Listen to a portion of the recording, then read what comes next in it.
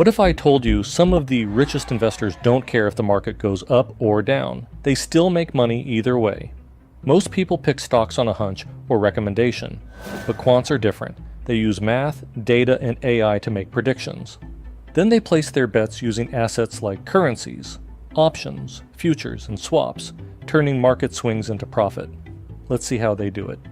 Let's look at Apple's stock in 2024.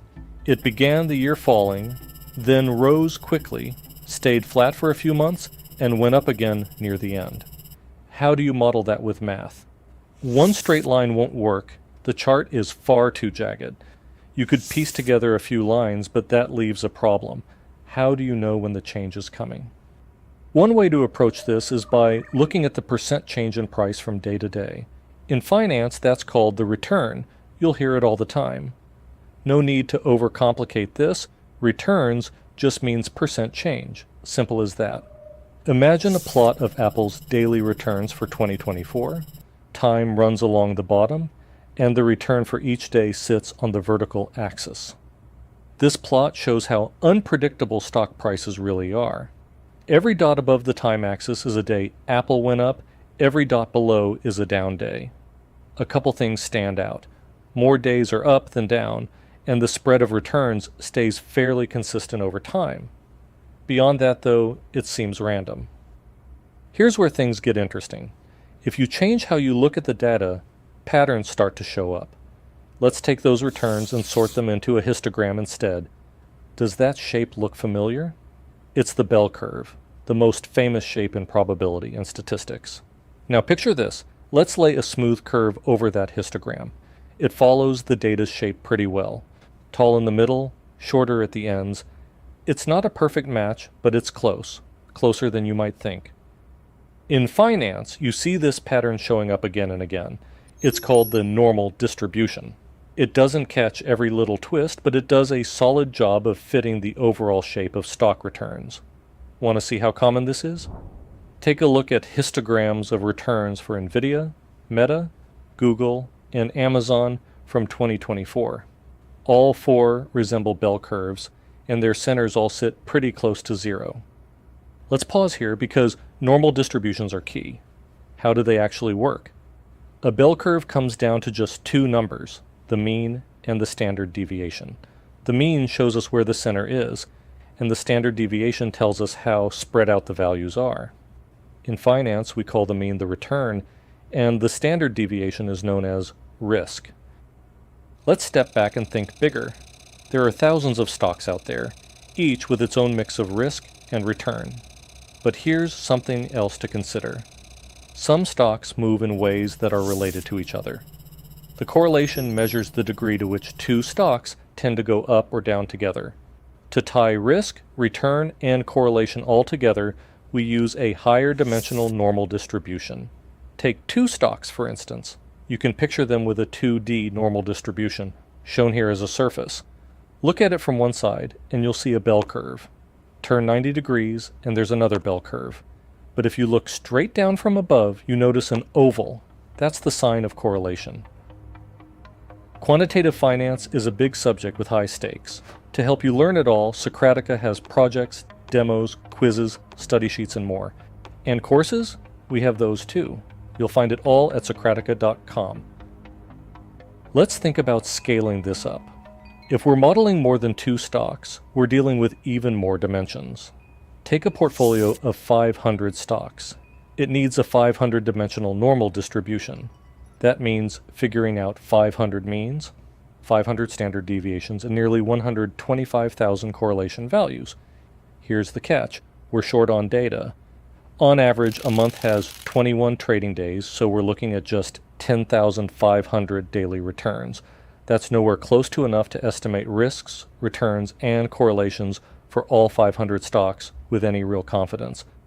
To make solid estimates, quants have to come up with smarter models, find more data, and use some clever statistics. This is one of the challenges you'll face in quantitative finance. Most investors buy stocks, bonds, or funds. If the market goes up, they're happy. If it drops, not so much. But pros take a different approach. They can make money even when prices drop, and it's called short selling. Here's what it looks like. Instead of buying a stock, you sell it first, usually borrowing shares you don't own. You take the money from that sale, then wait. If the stock price falls, you buy it back at a lower price, return the shares, and keep the difference. But if the stock climbs instead, that's trouble. Let's explore a strategy that uses short selling. Imagine two companies, Alpha and Omega. These could be two tech firms, two automakers, or any pair. Based on the models we've built, we think Alpha will outperform Omega over the next 3 months. Now, I'm not saying Alpha will go up or Omega will go down. I'm only saying that Alpha will do better than Omega, whether that means rising more or falling less. Let's say Alpha is priced at $50 per share, and Omega is at $40 per share. To set up the trade, I short 25 shares of Omega, taking in $1,000. Then I use that $1,000 to buy 20 shares of Alpha. At this point, I haven't put up any of my own money. We call this being short Omega and long Alpha, and this is what we mean by a pair trade. Jump ahead 3 months. Both stocks have fallen $5 per share. Alpha's now at $45 and Omega's at $35. Let's walk through what happens next. I sell my 20 shares of Alpha and get $900 back. I buy 25 shares of Omega to return to the lender, which costs $875. After closing both positions, I have $25 left over. So I made $25 in profit, even though both stocks dropped the same amount. How does that work? It's all about percent change. Alpha went from $50 to $45. That's a 10% drop. Omega dropped from $40 to $35. That's a 12.5% drop. Even though both stocks lost value, Alpha outperformed Omega, just like we predicted. This example demonstrates a few big ideas. In finance, you can go long to profit when an asset rises or short to profit when it falls, but here's the key. Price alone doesn't tell the whole story. What really matters is returns, the percentage change. And in this trade, Omega had the worst return, which is why we made money. We began by modeling individual stock returns, then moved to a pair trade, a bet on how two stocks relate to each other. The next step? Scaling up to a portfolio, a carefully chosen collection of stocks. Our goal is to take our math predictions, balance risk and return, factor in correlations, and construct a portfolio that gives us the best possible trade-off between potential profit and risk. One standard way to build a portfolio is with mean variance optimization, a mathematical technique that searches through all possible portfolios to find the best balance between expected return and risk. Let's explore this technique with a portfolio of all the stocks in the S&P 500.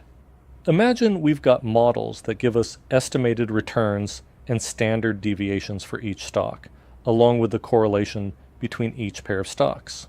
To organize this information, we bundle the expected returns into what's called a return vector, a list of 500 numbers. We put the standard deviations and correlations together into a covariance matrix, a 500 by 500 grid of numbers, but there's one piece missing: how much money to put into each stock. We use something called a weight vector to handle that, a list of 500 unknown values where each number shows what percentage of our money goes into each stock. Our portfolio will behave like a new normal distribution. The expected return is given by the dot product of our weight vector and the return vector. The risk, or standard deviation, is calculated using matrix multiplication with our covariance matrix. Now we need to put our preferences into math terms. We want to maximize returns, so that term is positive. We dislike risk and uncertainty, so let's make the risk term negative. But how much do we care about risk?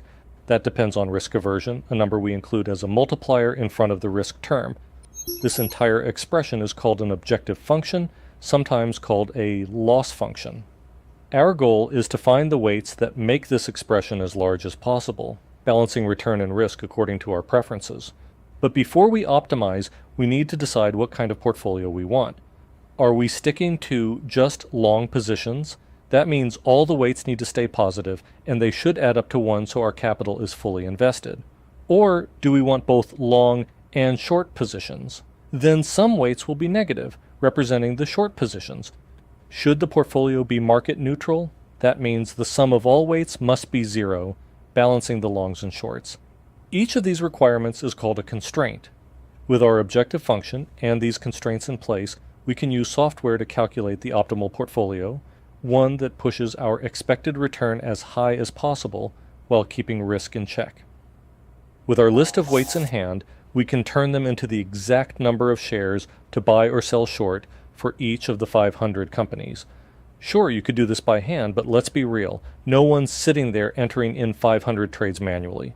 Nowadays, a simple Python script can automate the entire process, executing all the trades for you in seconds. This is just the start of what you'll discover in quantitative finance, but quants have a lot more tools in their toolkit. Today, quants use machine learning to predict trends and tap into new kinds of data. For instance, you could analyze credit card transaction data to see how consumer spending patterns are shifting.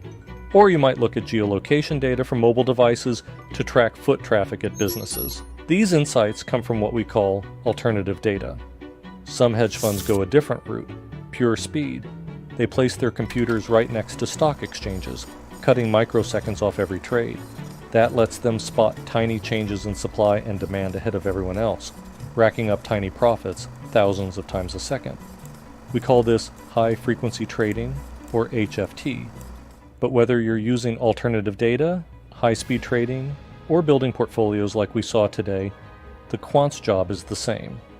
Find patterns, model uncertainty, and turn predictions into profitable trades. That is quantitative finance.